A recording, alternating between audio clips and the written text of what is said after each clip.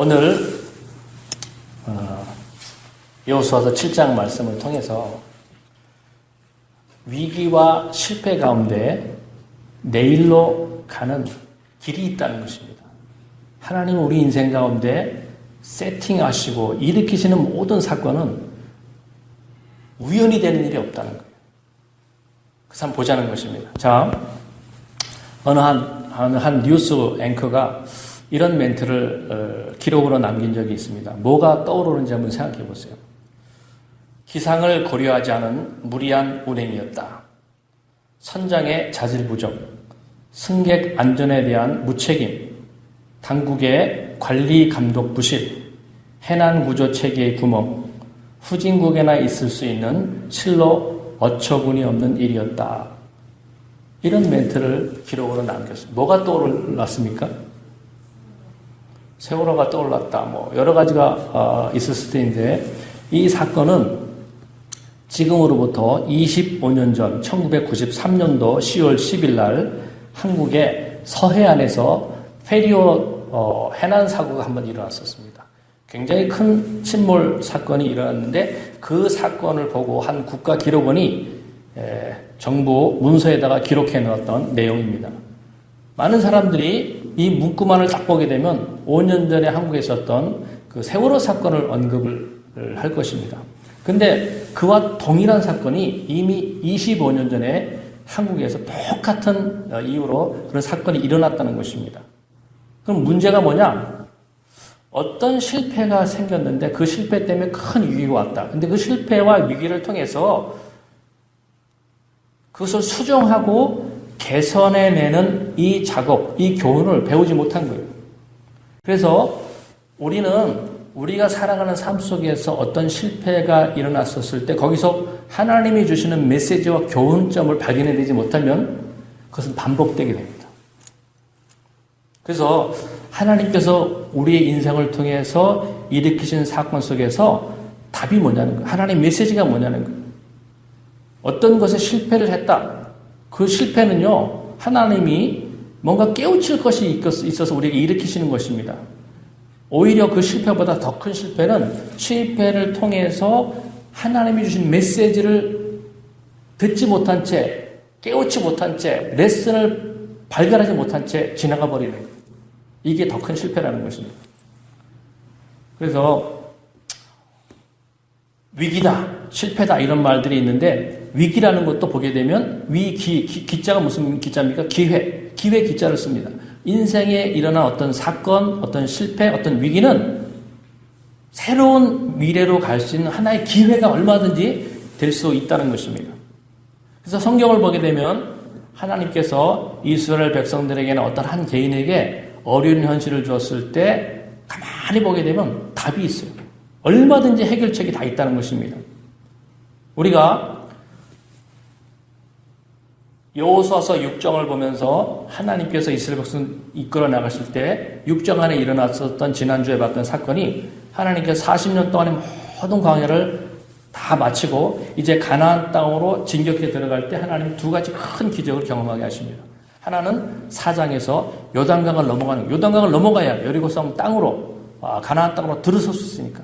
그래서 큰 기적을 일으키셔서 그 강을 가르시고 건너갈 수 있게 만드셨습니다. 그리고 또 한 가지가 지난주에 살펴봤던 6장의 첫 번째 장벽인 난공불락의 여리고성이 하나님의 은혜로 기적적으로 정복되는 이런 사건들을 경험하게 됐습니다. 자, 이제 이스라엘 백성 입장에서는 승승장구할 줄 알았습니다. 그런데 오늘 본문에 보게 되면 생각지도 않은 그 다음에 작은 성, 아이성이라고 하는 작은 성이 있는데 이 아이성 전투에서 큰 패배를 하게 되는 것입니다. 이스라엘 백성들 입장에서는 너무나 큰 쇼크가 있었을 것입니다. 큰 실패예요. 하나님께서 가나안 땅으로 들어가는 이스라엘 백성들 가운데 아이성 사건을 통해서 큰 실패와 위기를 겪게 하십니다. 그래서 그 실패와 위기가 어떻게 극복될 수 있는지 하나님이 이 세상에서 가르쳐지지 않는 원리를 가르쳐 주시는 거예요. 세 가지를 가르쳐 주는데 오늘 시간이 이렇게 좀 짧게 요약을 할 텐데 그래도 세 가지를 꼭 살펴봐야 됩니다. 자, 첫 번째로 하나님이 이 아이성의 실패를 통해서 어떤 기회를 만들어 가시느냐를 가만히 보게 되면 첫째가 아간이라고 하는 사람의 실패를 통해서 이스라엘 백성들 전체의 공동체를 다시 결집시키고 회복시켜 나가는 것을 보게 됩니다. 그러니까 중요한 것이 뭐냐면 우리가 인생을 살아가다가 어떤 실패를 하나님이 겪게 하실 때는 그것을 통해서 나 한 사람만 가르칠 수도 있어요. 그러나 아주 중요한 원리가 그 개인이 포함되어 있는 공동체 전체를 단합시키고 강화시키는 부분으로 하나님 끌고 나가신다는 것입니다. 아간 한 사람이 범죄한 것이라면 아간만 심판하시면 돼요. 근데 하나님께서 아이성 사건을 통해서 이스라엘 전체가 다 고통을 당하게 하십니다. 뭐냐? 실패를 통해서 이스라엘 전체가 지금 가나안 땅으로 들어가야 되는데 지금보다 더 강화된 신앙과 믿음이 의식들이 모아지는 이런 필요성이 있다는 것입니다. 자, 1절 부분 말씀 보세요. 1절 앞부분만 보게 되면 이스라엘 자손들이 온전히 바친 물건으로 말미암아 범죄하였으니 그렇게 기록되어 있어요. 우리는 이 스토리를 압니다. 아간 한 사람이 하나님께서 취하지 말라고 하는 전리품들의 몇을 취한 거예요. 아간이 잘못한 것입니다. 근데 성경에 하나님이 말씀을 기록해 놓으면서는 그 사건을 뭐라고 기록했냐면 이스라엘 자손들이 온전히 바친 물건으로 말미암아 범죄하였으니 이스라엘 공동체 전체가 하나님 앞에 뭔가 잘못된 부분이 있었다라고 하나님께서 말씀하십니다. 그러면 왜 하나님께서 아간 한 사람의 죄라고 말씀하시지 않고 이스라엘 전체의 죄라고 확대해서 해석을 하시냐? 이상하잖아요. 한 사람이 한 일인데. 중요한 원리가 하나님이 한 개인과 그 사람의 인생을 이끌어 나가실 때 모든 사람의 인생은 홀로 자기 인생을 살아가는 것이 아닙니다. 세상에 혼자 태어나서 살아가다 보면 시간이 지나면 관계가 만들어집니다. 제일 중요한 것이 가정이라는 관계가 만들어져요. 그 다음에 그 신앙생활을 하는 과정 속에서 교회라는 공동체가 만들어집니다. 하나님이 세상 가운데 하나님의 구속사와 구원의 완성을 일으키시는 데 있어서 크게 중심적으로 사용하시고 세우시는 것이 두 것이라고 그랬어요. 하나가 가정이고 하나가 교회입니다. 하나님께서는 한 개인에게 일어나는 어떤 실수와 실패를 통해서 그가 포함되어 있는 하나님의 구원을 완성시켜 나가야 될 목적으로 세워진 가정 그리고 하나의 교회 이것을 더 강화시키는 기회로 하나님께 삼아 나가시는 것을 보게 됩니다. 목적이 하나님의 구원 완성을 위해서 하나님이 그 공동체를 세우셨어요. 그 가정이고 하나가 교회입니다. 그러면 반드시 그 안에서 일어나는 것은 한 사람이 범죄했다고 한 사람의 일로 하나님께서 보지 않는다는 것입니다. 하나님은 하나님의 구원이 그 공동체 단통해서 같이 일어나야 되기 때문에 하나님께서 확대해서 보신다는 것입니다. 그래서 오늘 이 아간의 사건을 통해서 하나님 우리에게 가르치시는 것은 한 사람이 잘못했는데 한 사람의 죄의 결과로 심판하지 않고 전체가 같이 수치와 패배를 겪게 하십니다. 이것을 오늘 우리가 살아가는 삶의 현실에서 확대해서 생각해 보게 되면 자, 가정이라는 구조도 한번 보세요. 아빠와 엄마가 있습니다. 아빠와 엄마가 있는데 만약에 어떤 한 사람이 나 한 사람쯤이면 어때 하는 마음으로 하나님을 등지고 죄로 돌이켰어요. 놀랍게도 하나님의 손길은 한 사람의 죄로 끝나지 않게 하신다는 것입니다. 한 사람이 잘못했는데 구원의 공동체 전체 가운데 그 수치와 패배가 같이 오게 하는 거예요. 함께 고통을 받게 하십니다. 오늘 하나님께서 이 아간의 사건을 통해서 우리에게 가르치고 싶은 것이 그것입니다. 내가 너를 택해서 하나님의 구원을 일으키려고 한다 라고 했었을 때 내가 가정을 이루고 하나의 공동체를 만들어 나갈 때 이것은 따로 떼어놓을 수 있는 관계가 아니라는 것입니다. 함께 하나님의 구원을 완성을 시켜 나갈 이 시스템 안에 유기적인 공동체에 들어왔을 때는 같이 하나님께서 다루시고 보신다는 것입니다. 그래서 성경을 가만히 보게 되면요. 성경은 한 사람의 중요성을 과소평가하지 않아요. 하나님은 많은 숫자, 많은 재물을 하나님께서 강조하지 않습니다. 한 사람 한 사람에게 하나님 주목하시고 이스라엘 공동체 전체가 역사적으로 무너졌다. 그때 하나님이 회복하시는 모든 방법은 이스라엘 전체 가운데 어느 한 사람을 주목하는 거예요. 정말 이름 없고 보잘것 없어 보인다 할지라도 그 한 사람을 주목하시고 그 사람 속에 역사하셔서 하나님의 생명의 역사가 흘러나가게 하신다는 것입니다. 우리가 느헤미야서를 볼 때도 마찬가지입니다. 느헤미야가 하나님께 기도하는 삶을 통해서 보여지는 것은 느헤미야는 이민 3세대입니다. 근데 자기 아버지, 자기 할아버지 때의 죄와 우상숭배로 인해서 이스라엘 전체가 바벨론 포로로 와 있어요. 포로로 와 있던 이 이스라엘을 다시 회복해 나가는데 하나님이 느헤미야를 씁니다. 근데 느헤미야가 하나님께 쓰임받을 때 이유를 가만히 보게 되면 느헤미야가 오랫동안 기도합니다. 하나님, 왜 우리 아버지 세대, 우리 할아버지 세대가 이렇게 와서 이 고통을 당하고 있습니까? 라는 이 의문을 가지고 계속 기도하다가 이것이 어느 때선가 하나님께 우리가 우상 숭배하고 말씀을 멀리한 죄가 있었구나를 깨달아요. 그걸 깨닫고 나서 느헤미야가 보여주는 반응이 그 모든 자기 아버지, 자기 할아버지 때의 불신앙과 말씀을 떠났던 모든 죄에 대해서 자기 죄처럼 얘기를 합니다. 느헤미야가 기도하는 내용을 보게 되면 느헤미야 1장 6절에 보니까 이제 종이 주의 종들인 이스라엘 자손을 위하여 주야로 밤과 낮으로 기도하오며 우리 이스라엘 자손이 주께 범죄한 죄들을 자복하오니 주는 귀를 기울이시며 눈을 여시사 종의 기도를 들으시고 나와 내 아버지의 집이 범죄하였음을 용서해 주옵소서라고 이스라엘 전체의 죄에 대해서 자기를 포함해서 함께 공동체적인 회개를 하고 있는 것을 보게 됩니다. 느헤미야가 하나님께 오랜 기도를 통해서 하나님의 마음, 하나님의 의식을 깨달았던 것입니다. 하나님은 한 개인 한 개인의 죄를 보는 것이 아니라 전체가 다 한 공동체로 하나님의 구원의 역사를 완성해 나가야 될 목적으로 보시는 거예요. 그래서 이스라엘 전체가 아버지, 할아버지 때가 잘못한 것이지만 자기는 그 당시에 태어난 사람이 아니에요. 그럼에도 불구하고 자기를 끼워넣어서 함께 하나님 용서해 주십시오 라고 했을 때 하나님이 이 느헤미야의 기도를 기쁘게 보시는 거예요. 하나님의 의식이 갖고 하나님 같은 마인드입니다. 그러니까 하나님께서 이 느헤미야 그때부터 같이 하시잖아요. 그래서 도저히 일어날 수 없는 사건인데 자기가 예루살렘으로 돌아가서 성벽을 재건하는 이 상식적으로 도저히 일어날 수 없는 이 일들을 하나님께서 할 수 있도록 역사를 해 나가시는 거예요. 아닥스다 왕의 마음을 바꾸시고 해서 이 모든 일들을 하나하나 만들어 나가기 시작하십니다. 그래서 우리가 신앙생활을 해 나가면서 점점 일으켜 나가야 될 가치관의 변화가 뭐냐면 우리가 예수님을 믿지 않을 때 또한 우리 신앙이 약할 때는 우리의 모든 가치관이 나 중심적이에요. 이 세상의 모든 가치관들은 자기 중심적입니다. 그런데 내가 신앙을 갖고 이제 신앙생활을 한 해, 두 해 하게 되면 점점 시각이 바뀌는 거예요. 나 중심에서 다른 사람 중심으로. 가정을 꾸려가도 마찬가지입니다. 나로 살아갔던 사람이 점점 내 배우자의 연약함들을 내가 끌어안기 시작하는 거예요. 끌어내는 게 아니에요. 끌어안기 시작합니다. 교회에서 신앙이 깊다, 신앙생활이 아주 신앙이 성장돼 있다. 목사든 어떤 항종직자든 그 사람의 신앙이 성숙했다는 건 뭡니까? 교회 안에 연약한 사람들의 실수와 연약함들을 내 문제로 보는 거예요. 그래서 함부로 비난하지 않습니다.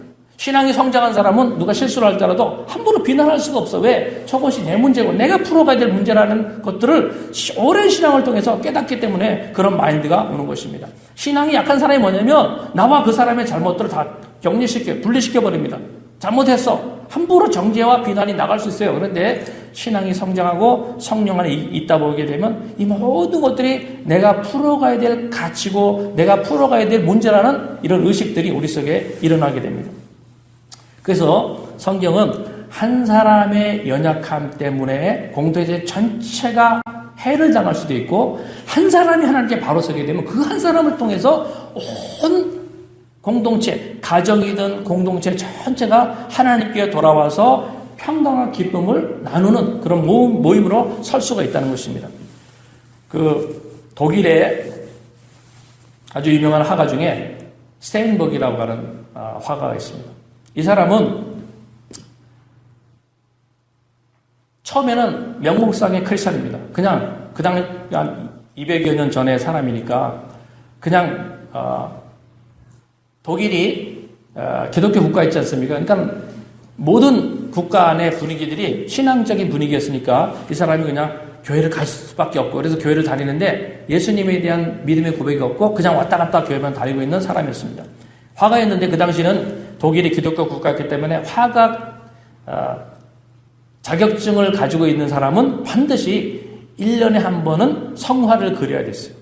기독교 국가였으니까. 그래서 어떤 것이든지 성화를 하나 반드시 그려야 됩니다. 그래서 이 스타인벅도 성화를 하나 그리는데 예수님이 십자가에 달리는 상을 하나 그리는 신앙이 없으니까 의무감 때문에 그냥 그리다가 다 완성하지 않고 벽에다 두고 자기가 생존해야 되니까 그림을 팔아서 먹고 살아야 되니까 이제 사람들이 살만한 좋은 좀 세속적인 그림을 많이 그리고 있었습니다. 어느 날도 인물을 사람을 그리기 위해서 모델이 있어야 되잖아요. 그러니까 바깥에 나가서 이렇게 보다가 한 집시라는 말 알죠? 유럽에 많이 있는데 인도 북부 지역에 있던 어떤 사람들이 유럽 지역으로 다른 나라 지역으로 돌아가면서 유랑방랑하면서 사는 아주 가난한 사람입니다. 근데 그 집시 한 아가씨를 봤어요. 그래서 한번 모델이 되어달라, 돈 얼마 주겠다 와서 이제 화실에 세워놓고 그림을 쭉 그립니다. 그림을 쭉 그리다가 쉬는 시간에 그 집시 아가씨가 저 옆에 서 있는 그 그림을 보고 묻는 거예요. 저 그림이 뭡니까? 그런데 그 그림이 예수님이 십자가에 달려서 이렇게 돌아가신 장면에 대한 그림인데 다 완성되지 않은 것이었습니다. 근데 이분은 예수님에 대한 것들을 전혀 모르니까 웬 사람이 옷도 입지 않은 상태에서 이렇게 십자가에 못이 박혀 죽어있는 희한한 그림이잖아요. 저게 무슨 그림일까? 라고 물었는데 그때 이제 스타인벅이 자기는 신앙이 없지만 들은 내용은 있으니까 아주 일반적인 내용을 얘기해줘요. 저분이 하나님의 아들이신데 모든 인간들의 죄를 해결하시기 위해서 세상에 오셔서 십자가를 지금 지고 있는 것입니다. 라고 설명을 해줍니다. 그랬더니 그 얘기를 들으면서 이 집시 아가씨가 충격을 받고 깜짝 놀라는 거예요. 그러면서 저분이 그러면 선생님의 죄를 위해서 죽었습니까? 라고 물었어요. 근데 물으니까 본인도 대답을 해야 되니까 저도 포함되죠. 저를 위해서도 그분이 돌아가셨습니다. 라고 하는데 그러면 그분이 나를 위해서 죽었어요? 이렇게 물었는데 그 질문에 대해서도 자기가 일반적으로 알고 있는 상식적으로는 맞으니까 그렇습니다. 저분은 당신을 위해서도 십자가에 달려 돌아가신 것입니다. 라는 말을 해줬어요. 그런데 그 말을 듣고 화실을 나가면서 이 집시 아가씨가 눈물을 흘리는 거예요. 나를 알지도 못하는 어떤 분이 나의 죄를 위해 저렇게 피참하게 십자가에 달려 고통을 당하셨으니 내가 너무 감사하기도 한데 내가 어떻게 하면 좋겠습니까? 했더니 이제 이렇게 해서 교회를 다니십시오. 설명을 해주고 이제 다 끝났어요. 그리고 그날 저녁에 집에 들어와서 잠을 자려고 하는데 계속해서 자기 귀에 들려오는 소리가 저분이 당연 선생님을 위해서 돌아가셨습니까? 선생님을 위해서도 돌아가셨습니까? 라는 그 집시 아가씨가 한 말이 계속 귀에 들리더니 잠을 못 자고 새벽까지 잠을 못 자고 예수님이 나를 위해 십자가에 돌아가셨는데 예수님이 나를 위해 십자가에 돌아가셨는데 묵상하다가 새벽녘에서야 그 자기가 그렸던 그 다 완성되지 않은 예수님의 십자가에 달려 못 박혀 돌아가시는 그 장면에 있는 그림 앞에 자기가 떡 서서 진심으로 회개합니다.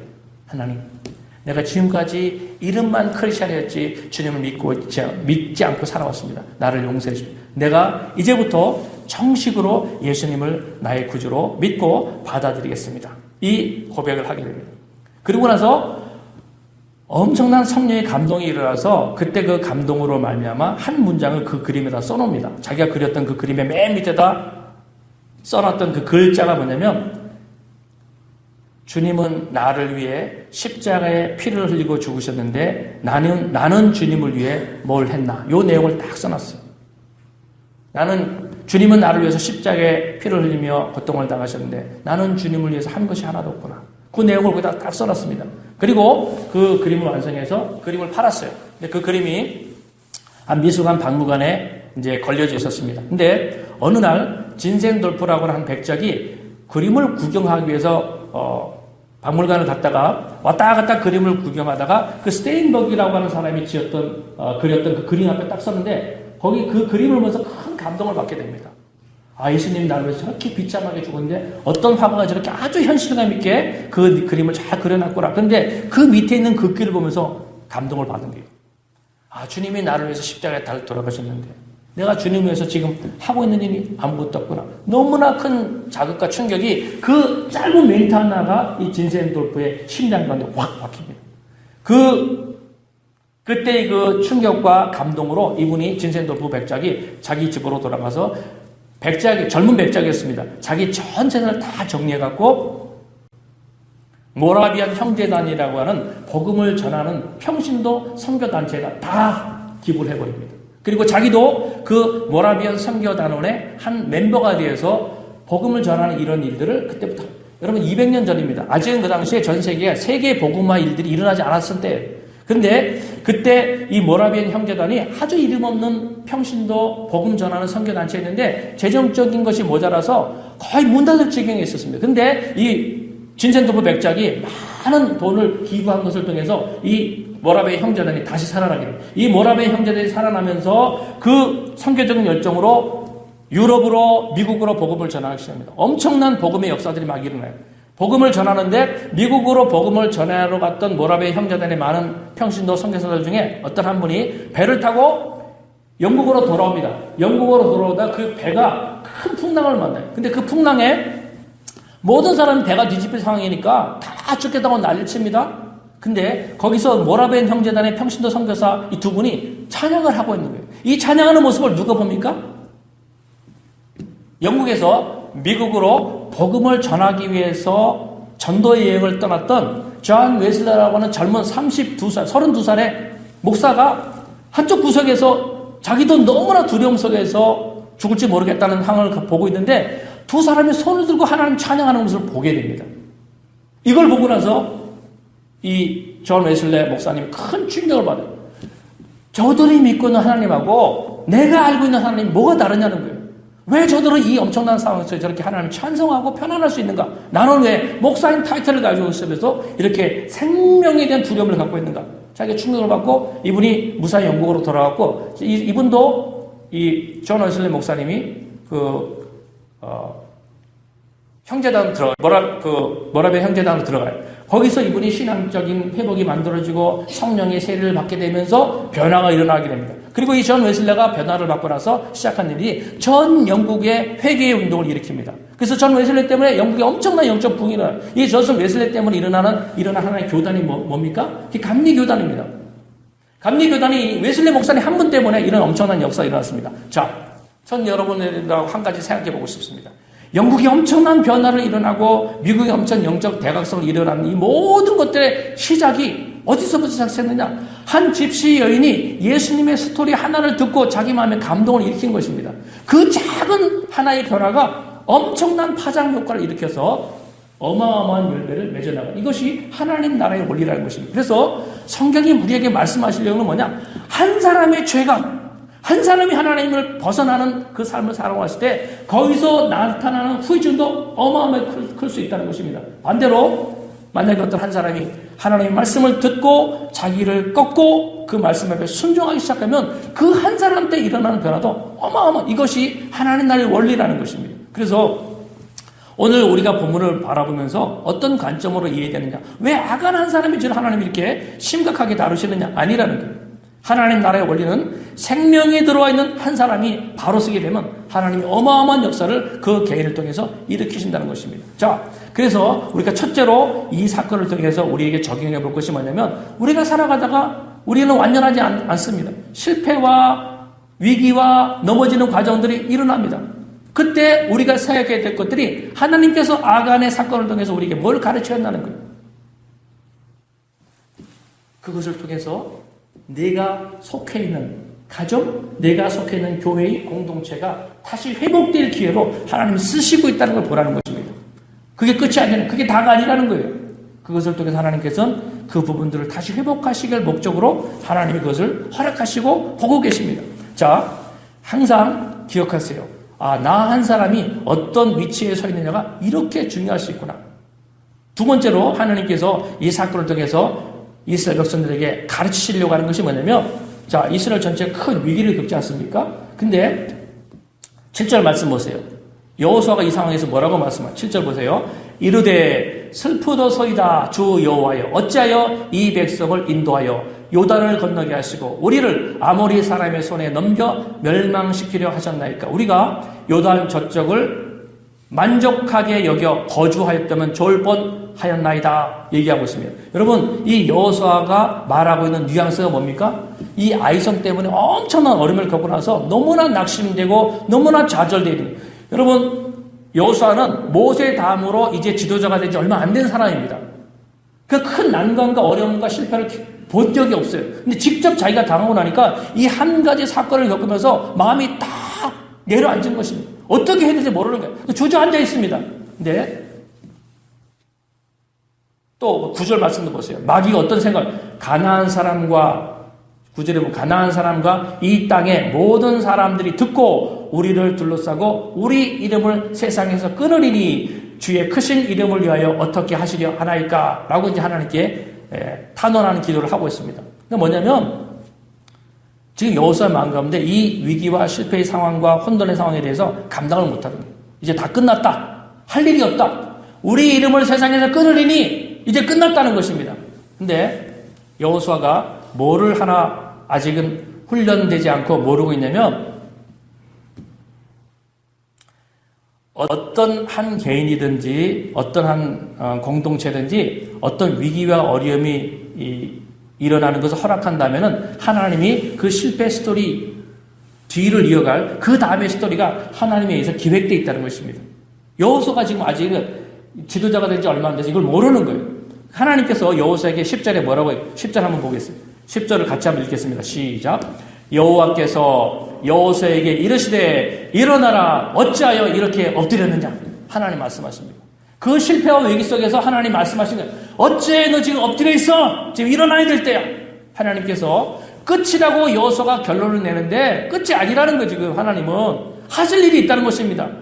그래서 우리 크리스찬들이 인생을 살아가는 동안에 반드시 알고 있어야 될 것이 뭐냐면 우리가 신앙을 가지고 열심히 기도하며 살아나갑니다. 이민을 와서 많은 장밋빛 계획을 가지고 살아나갈 수 있어요. 그러나 내가 생각하지 않을 때 예상치 않은 일이 내 삶 가운데 올 수 있습니다. 그 실패로 올 수 있고 위기로 올 수 있어요. 그 실패 위기 때문에 수치스러운 삶을 삶 가운데 있을 수 있습니다. 그런데 그 상황이 하나님으로부터 나를 향해 갖고 있는 메시지, 미션을 발견할 때라는 것입니다. 하나님께서 이 여호수아에게 왜 그렇게 엎드려있냐 일어나라 말씀하잖아요. 하나님이 내가 너를 왜 가나안 땅으로 이끌어 왔냐는 거예요. 왜 가나안 땅의 지도자로 너를 삼았느냐? 미션이 있기 때문이라는 것입니다. 그래서 하나님께서 그 미션을 회복시켜 나가는 것입니다. 거기 13절 말씀도 보세요.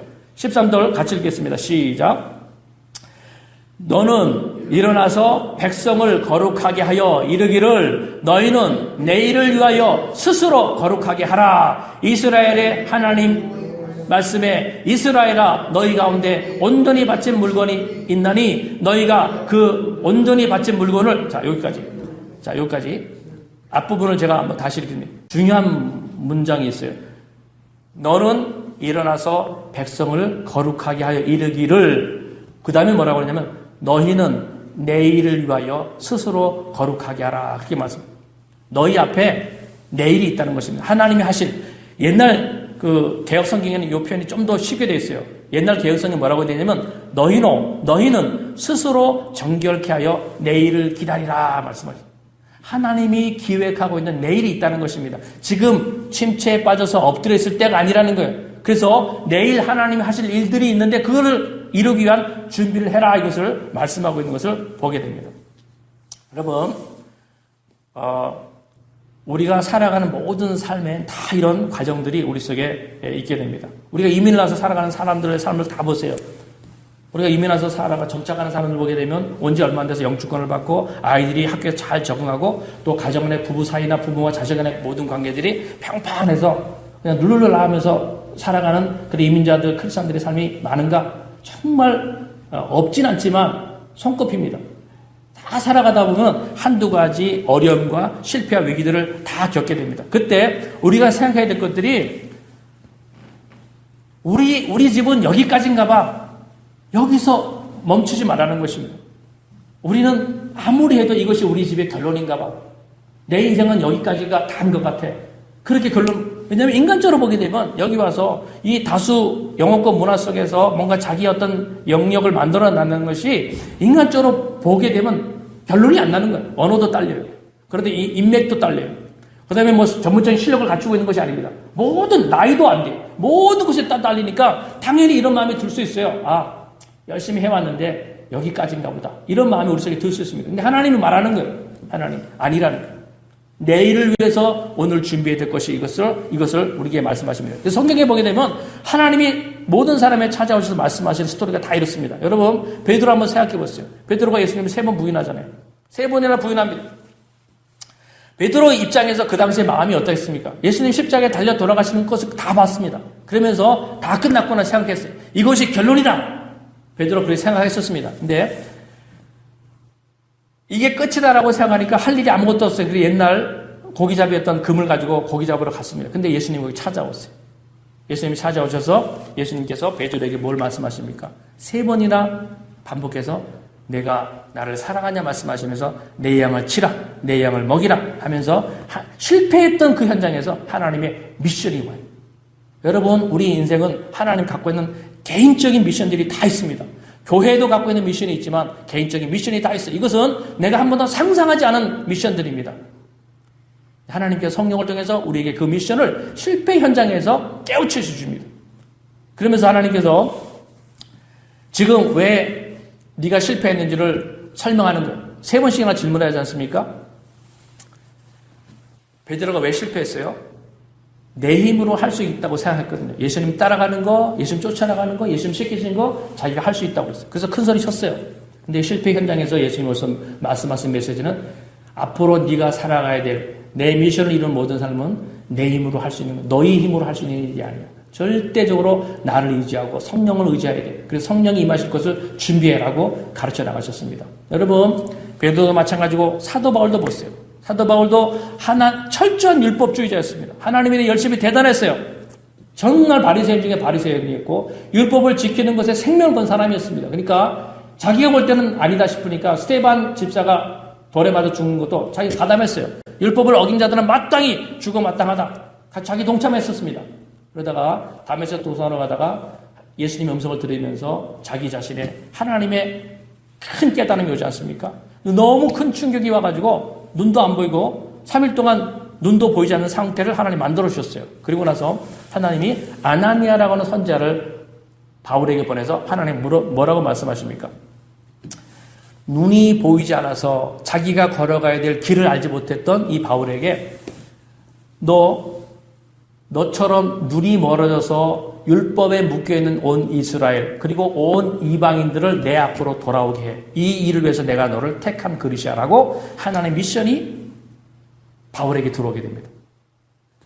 눈이 멀어있는 이방인들을 내 앞으로 돌아오게 해. 이것이 하나님의 미션이었어요. 이걸 깨닫고 나서 사도 바울이 일생 동안 이 미션에서 벗어나지 않고 자기의 모든 열정과 모든 에너지를 이것으로 닿습니다. 아무리 누가 돌파매질하고 손가락질 하더라도 하나님이 주신 이방인들의 눈을 뜨게 하는 이 복음을 전하는 이 미션을 향해서 자기 전생에 움직여 나가는 것입니다. 여러분, 우리도 마찬가지입니다. 우리가 예수님의 삶을 가만히 보세요. 보라는 예수님의 삶이 뭐예요?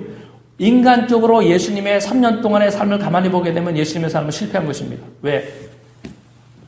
100명, 200명을 데리고 목회한 게 아니잖아요. 딱 12명 데리고 목회를 했습니다. 근데 그 12명이 전부 다 실패한 사람들이에요. 예수님이 가장 절박하게 도움이 필요할 때 자기 스승 예수님을 다 버리고 도망갑니다. 그리고 그 중에 한 사람은 아예 예수님을 은 30년 팔아버려요. 건질 만한 사람이 아무도 없잖아요. 다 실패한 거 아닙니까? 그리고 예수님이 마지막 끝에 보여준 것도 결국 자기가 이룬 것이 아무것도 없이 십자가에 돌아가셨어요. 끝났어요. 이것을 인간적인 잣대로 보게 되면 이보다 더 실패한 게 어디 있어요. 근데 하나님 우리에게 주시는 메시지가 뭐냐? 그게 실패가 아니라는 거예요. 하나님은 그 실패를 통해서 하나님이 일으키실 그 다음이 있다는 것입니다. 결국 예수님의 십자가 사건을 통해서 어마어마한 역사를 하나님께서 일으켜내십니다. 저와 여러분들이 예수 믿게 되고 저와 여러분들이 구원을 받게 되고 영원한 영생에 가게 된 그리고 우리의 미래에 어떤 힘들, 내가 연약함이 있고 실패가 있고 어떤 약점이 있다 할지라도 우리가 소망을 왜 가질 수 있느냐? 주님이 나를 십자가에 달려 돌아가신 이 한 가지 사건이 이 모든 것을 완성시키는 결론이 된 것입니다. 그래서 하나님께서 크리스찬의 삶 가운데 위기나 실패가 오는 것들을 허용하시는데 그 실패를 통해서 실패에 넘어지지 말라는 거예요. 거기서 끝났어 라고 보지 말라는 것입니다. 거기서 일어나서 이게 끝이 아니야. 하나님 나의 미래에 하실 일이 있어. 이것을 일어나서 준비하라는 것입니다. 여러분 오늘 2019년 2월달 예배를 드리고 있는데 여러분이 현재의 삶이 하나님이 주신 미션에 얼마나 가까워져 있어요. 여러분에게 주신 시간, 여러분의 재능, 여러분의 주신 환경, 가정, 모든 영역이 하나님의 구원의 메시지가 이방인들에게 눈이 닫혀있는 세상 사람들에 흘러나가는데 얼마나 쓰여지고 있습니까? 혹시 스스로 먼저 포기하고 주저앉아 있는 건 아니냐는 거예요.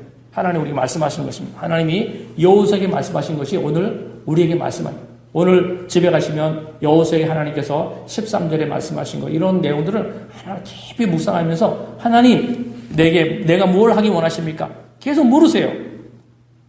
실패했던 현장에서 레슨을 받지 못하고 지나간 것은 미션을 받지 못하고 지나간 것은 더 큰 실패로 가는 것입니다.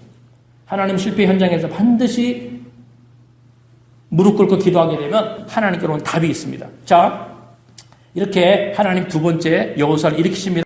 그리고 세 번째 아주 중요한 것을 이 사건을 통해서 말씀하십니다. 우리가 아까 13절 읽었는데 13절이 굉장히 중요한 부분이에요. 한번 같이 앞부분을 읽겠습니다. 13절 시작. 너는 일어나서 백성을 거룩하게 하여 이르기를 너희는 내일을 위하여 스스로 거룩하게 하라. 여기까지. 스스로 거룩하게 하라. 자, 하나님이 여호수아와 이스라엘 백성들을 일으키십니다. 어떻게 일으키시냐는 뭘 일으키시는가 잘 보라는 것입니다. 여기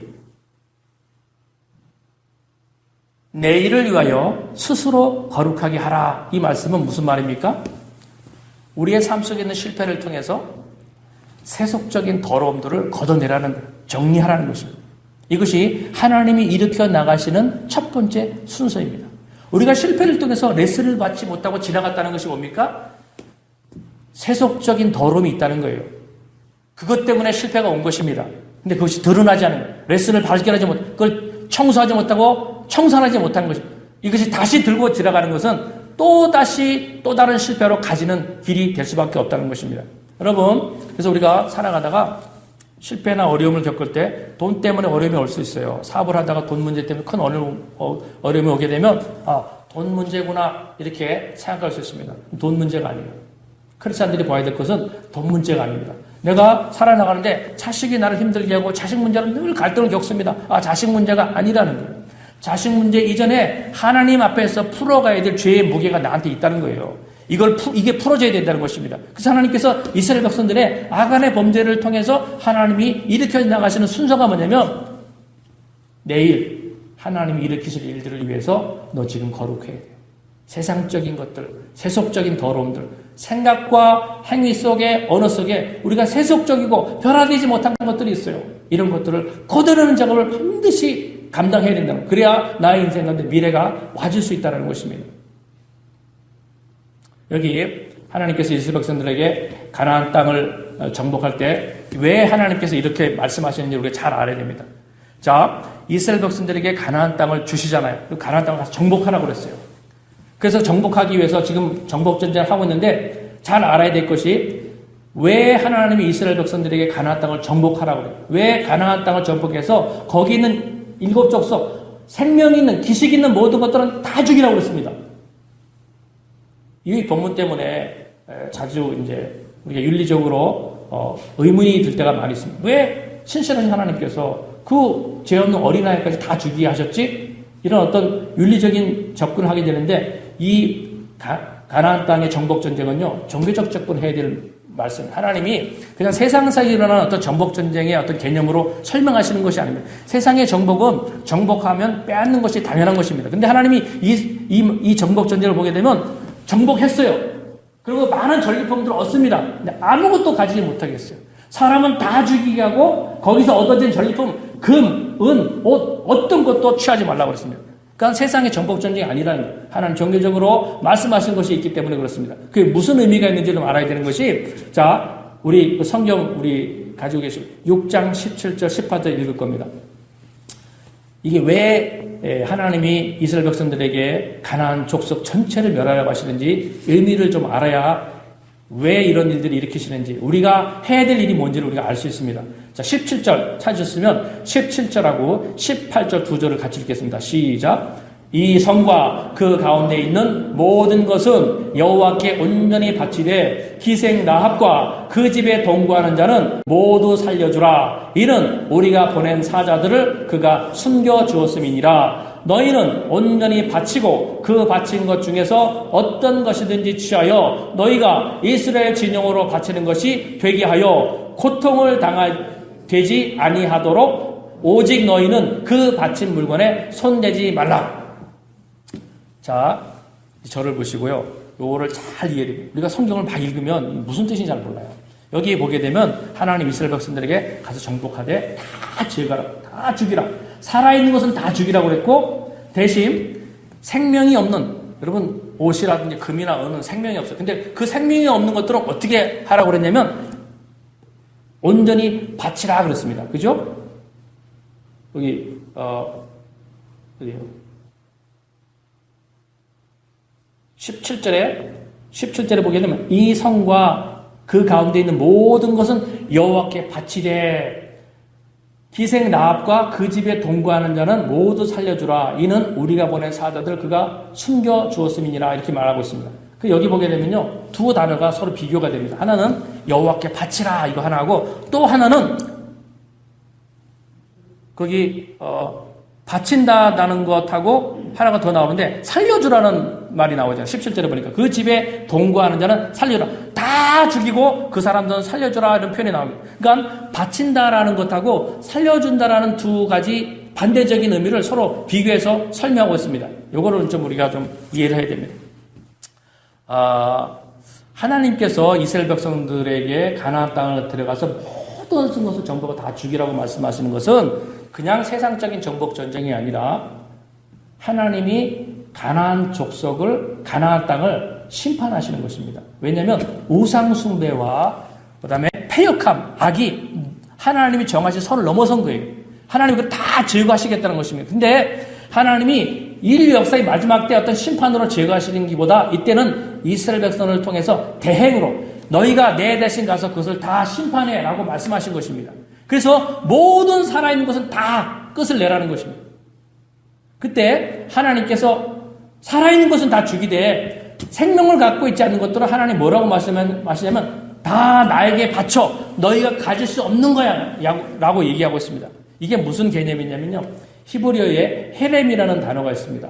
헤렘이라는 개념이 있는데 이것이 뭐냐면 어떤 것이 하나님께 도저히 받아들일 수 없는 상태를 말하는 거예요. 도저히 하나님이 용납할 수 없어요. 죄나 우상숭배가 너무나 폐역해서 도저히 받아들일 수 없는 상태. 또 한 가지는 하나님께 하나님께 드려진 것이기 때문에 내가 손댈 수 없는 영역. 그것을 표현할 때 헤렘이라는 단어를 쓰게 됩니다. 그래서 이스라엘 백성들이 지금 정복 전쟁을 해 나갈 때 이렇게 된 것이 헤렘이에요. 하나님이 심판하시는 것입니다. 하나님이 역겨워서 그들을 세상에 둘 수가 없어요. 그래서 가나안을 다 멸하시겠다는 것입니다. 그리고 남아있는 물건 같은 것들은 다 죽어있는 것이기 때문에 너희가 가지면 안 돼, 손대면 안 돼. 그래서 하나님께 다 드리라는 거예요. 그래서 그 모든 물건들에 대해서 아무것도 이스라엘 백성들이 전리품들을 갖지 못하고 하나님께 다 바치게 말씀하셨습니다. 근데 여기서 아간이 뭘 했냐면 우리가 알다시피 그 성경에 보게 되면 아간이 세 가지 훔치잖아요. 하나는 아름다운 외투 한 벌, 그리고 200세겔, 은 11kg 되는 걸 훔칩니다. 그리고 금, 50세겔 나와야 되는데 한 3kg 정도 되는 거죠. 돈으로 따지면 엄청난 것입니다. 하나님께 다 드리라고 그랬는 것을 지금 아간이 손을 댄 것입니다. 그래서 거룩함이 무너진 거예요. 그 거룩함이 무너진 것이 온 이스라엘 가운데 다 같이 무너져 있는 것으로 보게 된 것입니다. 그러니까 이 왜 그러냐면요, 우리가 볼 때는 아간 한 사람의 잘못한 죄로 하나님이 다 심판하는 거 아니에요 이렇게 볼 수 있는데 하나님 창조주 여호와 하나님 보시는 관점은 우리가 많이 다릅니다. 왜 그러냐면 중요한 말씀이라서 여러분 주보에다 써놨어요. 레위기서 21장 1절 말씀 주보의 성경란에 보면 써 있습니다. 거기 보게 되면 하나님이 이스라엘 백성들을 불러 세우실 때 뭐를 요구하시냐면 21장 1절에 보니까 여호와께서 모세에게 이르시되 아론의 자손 제사장들에게 말하여 이르라.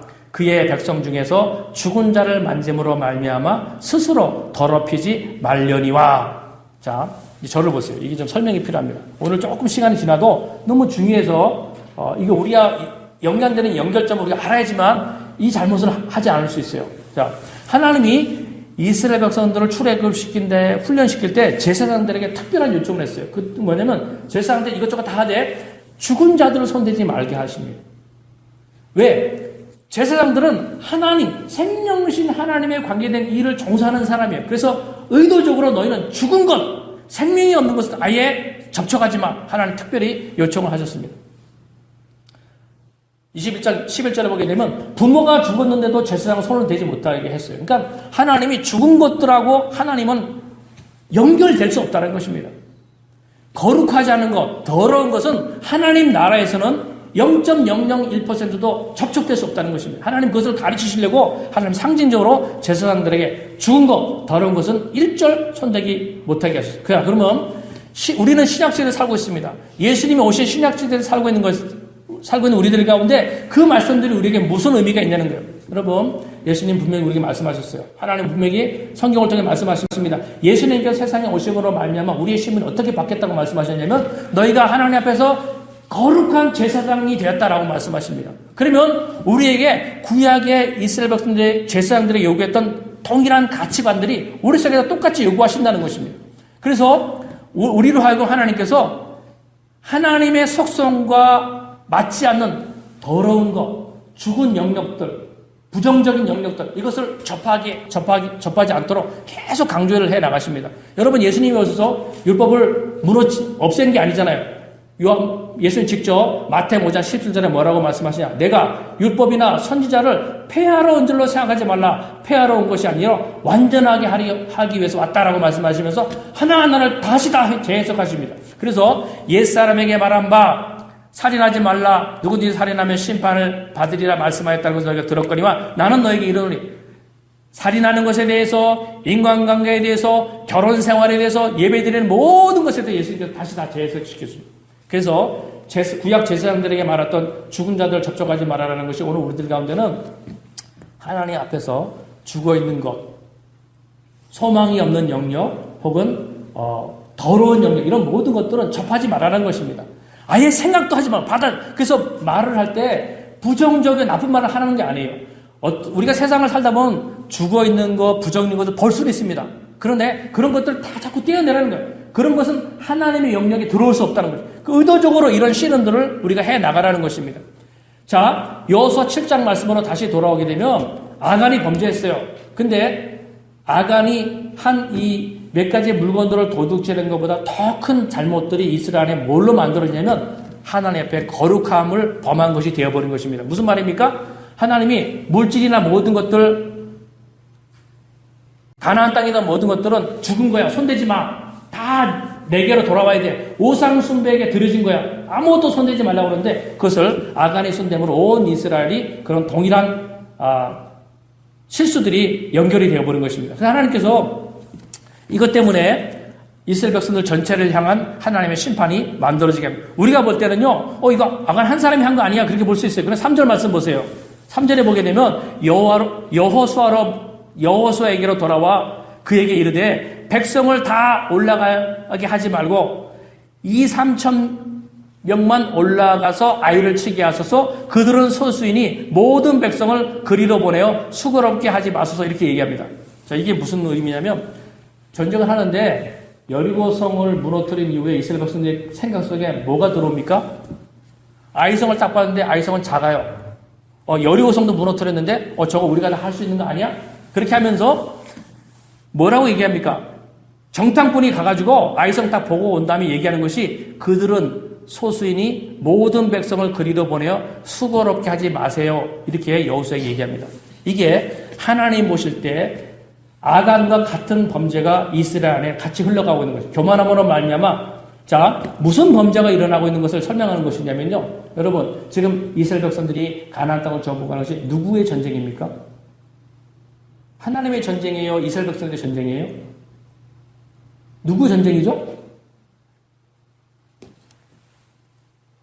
하나님이 시켰어요. 근데 이스라엘 백성들이 한 전쟁이 아니라 이것은 하나님이 가나안 땅을 심판하시기 위한 전쟁이에요. 하나님이 하시는 전쟁이라는 것입니다. 그런데 이스라엘 백성들이 지금 여기서 뭐라고 얘기했냐면 자기네 힘으로 하는 것 같이 얘기하는 거예요. 하나님, 여호수아에게 그들은 소수이니 모든 백성을 보내서 수고할 필요가 없습니다. 조금만 해도 됩니다. 이렇게 얘기하지 않습니까? 지금 뭐냐면 하나님이 하시는 전쟁을 자기가 하는 전쟁으로 받아들이는 것입니다. 이게 하나님께서 보실 때는 뭐냐면 거룩함을 잃어버리는 것이에요. 지금 이것은 하나님이 일으키시고 하나님이 심판하시는 일인데 자기가 끼어들어서 이 전쟁을 수행하는 것처럼 오해를 하고 있는 것입니다. 여러분, 이것이 오늘날 우리의 삶 가운데 무슨 의미가 있냐? 저를 다 보세요. 정신 차리고 들어야 돼요. 우리가 인생을 살아가면서 가정을 세우고 또 사업을 통해서 또 교회 활동을 통해서 뭔가 하나님 역사를 이루고 하나님 일을 하는 것처럼 생각합니다. 근데 이 모든 것들은 하나님이 영혼을 돌아오게 하기 위한 목적으로 하나님이 일으키시는 일들인 것입니다. 하나님 우리의 가정을 주었지만 그 가정의 모든 것들을 내가 다 알아서 하라고 그랬어요? 하나님이 사업들을 주었지만 그 사업의 모든 것들을 내 힘으로 다 하라고 그랬습니까? 모든 것을 하나하나 묻고 하나님의 방법으로 하나님 힘으로 하게 하셨습니다. 근데 이스라엘 백성들이 하나님 앞에 보여진 모습들이 우리가 하는 것으로 다 여긴 거예요. 이것이 하나님이 일으키시고 하나님 하시는 거룩함을 빼앗는 것입니다. 하나님이 이것 때문에 이스라엘 백성들을 진노하셔서 아이성의 전투에 넘어지게 하는 것입니다. 실패하고 수치를 당하게 하신 것입니다.